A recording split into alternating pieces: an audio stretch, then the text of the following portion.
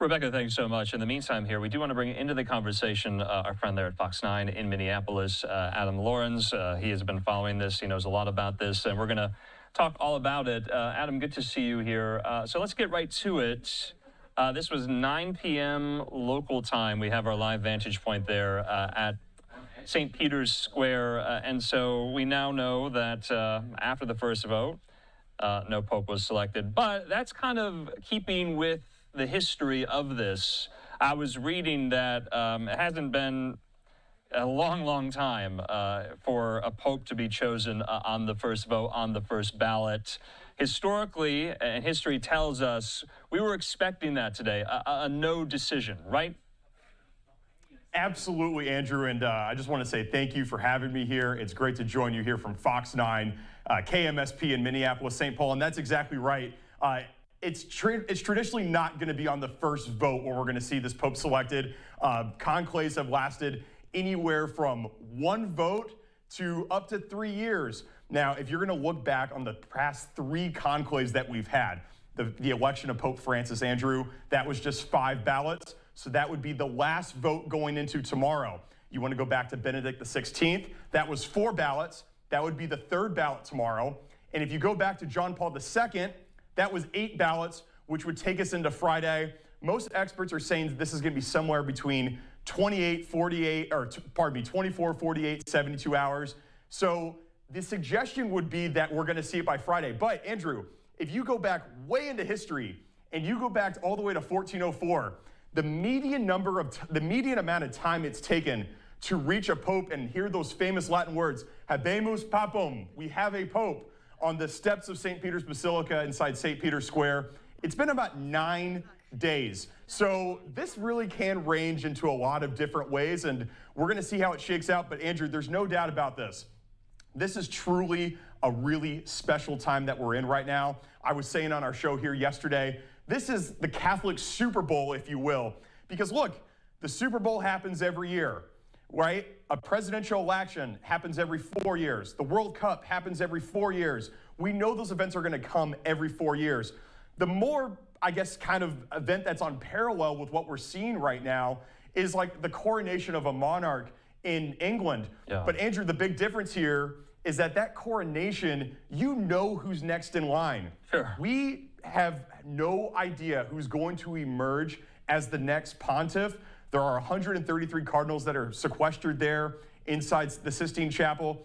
And no matter what sort of media heads want to say, I think it's going to be Parolin, or I think it's going to be Tagley, or any of the other front runners that a lot of articles are being written about right now, nobody truly knows what's going to happen. And that's what makes this so special. And that's what makes the intrigue of all of this an all-time high, especially here in the United States. No, I think that's so important, the kind of unpredictability of this entire process. And I want to harken back to this phrase that you've heard a lot over the last 2 weeks. He who enters the conclave a pope leaves a cardinal. What does that mean? Because, you know, all these front runners, all these names we're talking about, they might not be selected. And history shows us most times they're not. Absolutely, absolutely. Yeah, I mean, listen, I would be remiss to not mention the Academy Award-winning film Conclave. And one of the big lines from that movie there, Andrew, was that if you really want to be pope, you're probably not going to be the one chosen. So we don't know what the conversations are going to be right now between these cardinals. Obviously, like we've said, there are some sort of front-running leading candidates here. Pietro Parolin, more or less kind of at the top of that list. He's the current Vatican Secretary of State. You got to go back all the way to 1939 to find the last Vatican Secretary of State that rose to the ranks of the papacy. That was Eugenio Pacelli, the Secretary of State there. The Secretary of State, Andrew, is more or less kind of the number 2. There is no vice president or vice pope. The Secretary of State is more or less kind of the number 2 in charge. An interesting note about Eugenio Pacelli, who went on to become Pope Pius XII. At the time, in 1936, he was elected to the papacy in 1939. In 1936, no pope had ever visited the United States. And Cardinal Pacelli came here to the United States, went on a 2-week tour of this country, went to New York. He rang the Liberty Bell in Philadelphia. He went to my alma mater, the University of Notre Dame. He actually came right here to St. Paul, Minnesota, and said Mass at the Cathedral of St. Paul 3 years later, he went on to become Pope. So maybe there is some sort of precedent that's been set there that could work inside Pietro Parolin's favor. Okay. He was appointed by Pope Francis, and you know, he's more or less kind of seen as a steady hand, but there are other names that you're hearing as a lot as well. I think the report that you all ran right before I kind of came in was Cardinal Tagle of the Philippines. Yeah. He actually was not appointed to the cardinal role by Francis. He was appointed to that role by Benedict XVI. Okay. He is a very sort of affable, very charismatic cardinal. Yeah. Would be the first pope from the continent of Asia. So there's a lot of interesting storylines here, but again, we have no idea who's going to emerge, and that's what makes the beauty of all of this so much fun. Yeah, you know, Adam, I think it's interesting kind of talking about kind of the American representation in the College of Cardinals. And, you know, I'm getting a lot of questions like, what are the chances that there could be, you know, a pope from USA? Yes, you know, Francis, of course, Jorge Mario Bergoglio, hailed from the Americas in general, from Argentina, the first pontiff to be from the Americas writ large. But I'm talking about the USA. You know, what are the chances? They're slim, aren't they? They are slim, but Andrew, I'm gonna drop a little fun fact on you. So, of all the Cardinals that are represented among the 133, Italy is the most represented country among those Cardinals with 17. Andrew, I'm gonna put you on the spot here. Can you tell me what is the #2 most represented country inside the Sistine Chapel right now? Inside the Sistine Chapel. Okay, that's a. I'm gonna say either Germany or France. It's actually our fellow citizens from right here in the United States. Andrew, believe it or not, there are 10 voting cardinals from the United States, including the Carmelengo, if you will, the person in charge in the period of time once a pope dies and the next one being elected. That's Cardinal Kevin Farrell, who actually, Andrew, was born in Ireland, but he is a naturalized American citizen. He more or less is kind of in charge right now, as with that role of Carmelengo. There are some American candidates. I just moved here to Minneapolis from New York. I had the good fortune of getting to know Cardinal Timothy Dolan on a very sort of surface level basis. The conversations I always had with him were excellent. And I actually asked him, I was like, hey, Cardinal, I got him on the phone one time. I was like, Cardinal, what is it like to take part in a conclave? And he's just like, it is the most surreal experience that you'll ever see. It is certainly possible that Cardinal Timothy Dolan or one of the other 9 cardinals from the United States could be chosen. But that would be a really, really, really big deal, and something that, I mean, obviously we've never seen before. But people talk about the chances like they're super slim and, we'll never have an American pope. It'll never happen. Just like, the United States, they're never going to win the World Cup. Well, if you want to judge on the number of cardinals that are inside the Sistine Chapel and actively voting in this conclave, the United States is the second most represented with 10, right behind Italy with 17. So there is a chance. I don't know if it's a good one, but there certainly is a chance. So, you know, I was going to ask you, you know, kind of who's the administrator of the entire process. You kind of answered that question. You know, who's in charge? Kevin Farrell, he's the Camerlengo. He's in charge here. There are a lot of cardinals in the Sistine Chapel, 133. I believe the most number of cardinals we've seen in quite some time, and maybe that is why some of the voting took, you know, quite a long time today. There was a lot of kind of speculation online, you know, what's taking so long, but we won't know. We're not inside. We're never going to know. And if, you know, any of this information leaks, these cardinals run the risk of excommunication here. I have to ask this, though. The fact that many of these cardinals have never participated in a conclave before, the fact, though, that also many of them were chosen, were picked to be cardinals by Francis, what are kind of the pros and cons there with, you know, pulling this all off here? They were many chosen by the late Pope Francis, and a lot of them, because of that, have never participated in this entire process. Does it run the risk of being disjointed, disorganized, or no? Andrew, that's fantastic. And I kind of want to go back a little bit here. You mentioned the number of cardinals that have not participated in a conclave before. 80% of the cardinals that are sequestered inside the Sistine Chapel right now were appointed to their cardinal positions by Pope Francis, meaning, to your point, that they have never participated in a conclave before. It's also very interesting to think that for the first time ever in the history of the conclave, most of the voting cardinals are not from the continent of Europe.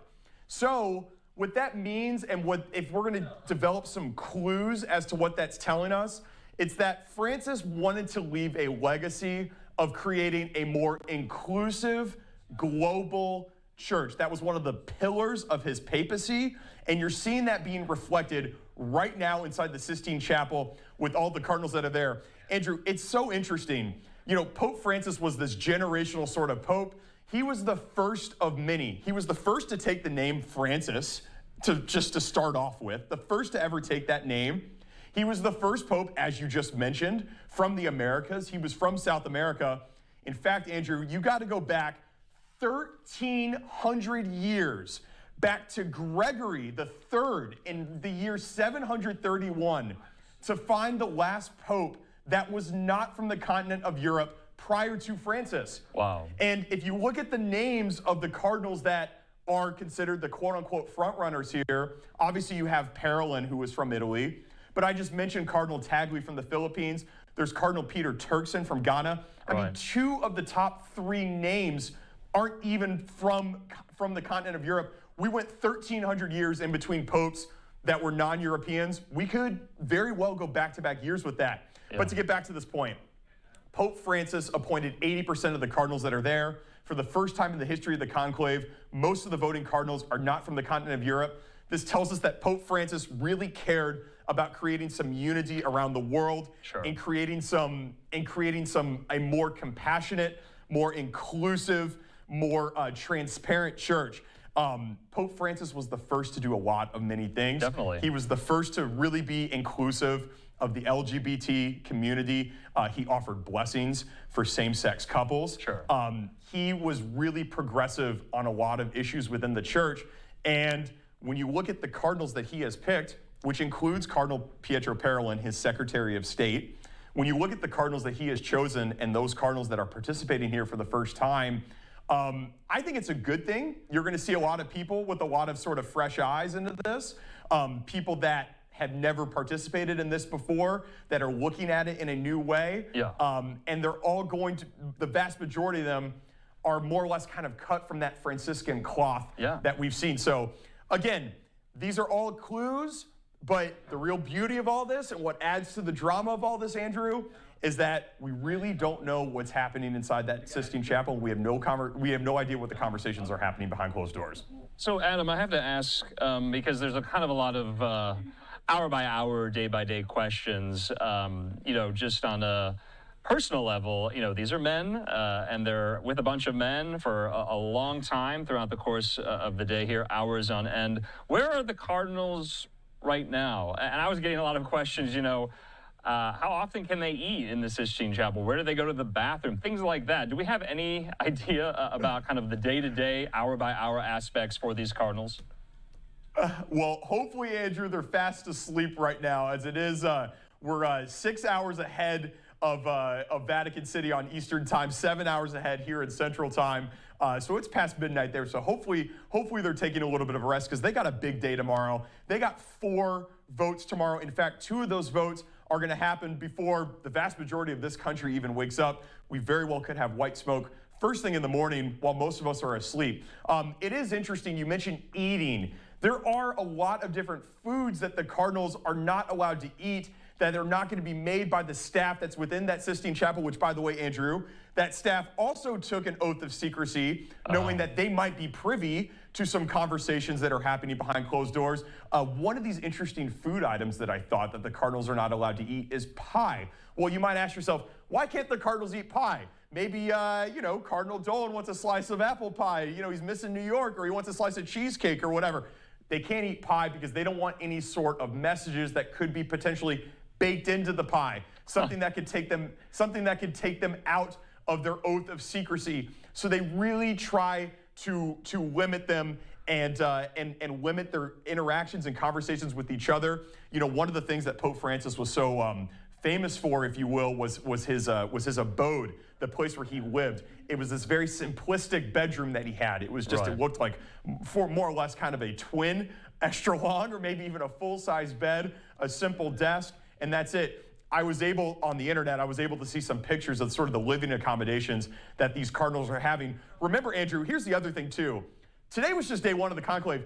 These Cardinals have been there for nearly 2 weeks now, some of them over 2 weeks.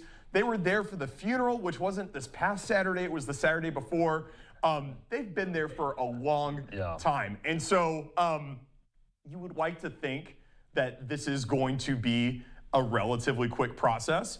Like we've already discussed with the last 3 pontiffs that the conclave has elected, it has not gone longer than more than 8 votes. That was with John Paul II. Sure. So I do expect to see this wrapped up relatively quickly, hopefully by the end of the week.